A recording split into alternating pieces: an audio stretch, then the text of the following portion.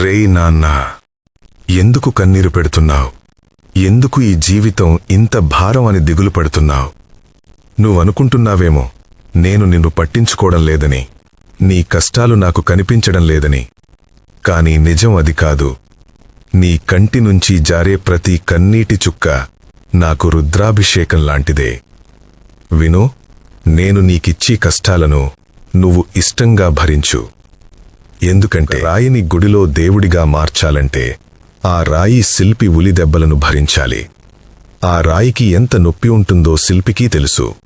కాని ఆ దెబ్బలు ఆపేస్తే అది కేవలం రాయిగానే మిగిలిపోతుంది, దైవం కాలేదు.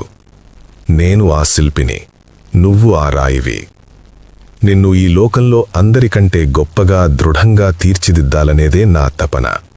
అందుకే ఈ కష్టాలు. నేను నిన్ను శిక్షించడం లేదు, శుద్ధి చేస్తున్నాను.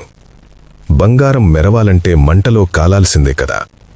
నీ జీవితంలో నేను పెట్టిన ఈ కష్టాల మంటలు నిన్ను కాల్చేయడానికి కాదు, నీలోని మలినాన్ని కడిగేసి నిన్ను స్వచ్ఛమైన బంగారంగా మార్చడానికే.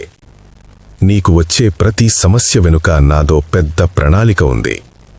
నేను నీకు ఏది ఇవ్వకపోతే అది నీకు మంచిది కాదని అర్థం. నేను నీకు ఏ కష్టం ఇస్తే అది నిన్ను బలవంతుణ్ణి చేస్తుందని అర్థం. కాబట్టి ఈసారి కష్టం వచ్చినప్పుడు భయపడకు. ఆకాశం వంక చూసి చిరునవ్వుతో చెప్పు, ఇది పరమశివుడు నాకోసం పంపిన ప్రసాదం అని. నీ ఓర్పుని కోల్పోకు. ఈ కష్టాలన్నీ తాత్కాలికమే, కానీ వీటిని దాటిన తర్వాత నీకు దొరికే ప్రశాంతత శాశ్వతం. ధైర్యంగా ఉండు. నీ వెంటే కాదు, నీలోనే నేనున్నాను.